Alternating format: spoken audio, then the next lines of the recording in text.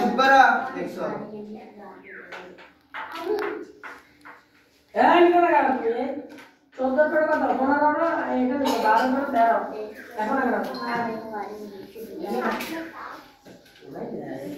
হ্যাঁ 17 এরা তুই লাগা তো স্লো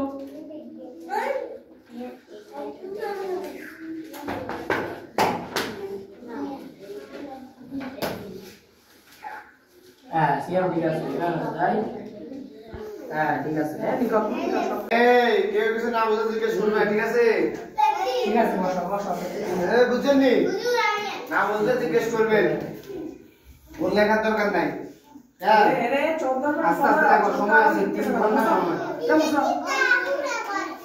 হ্যাঁ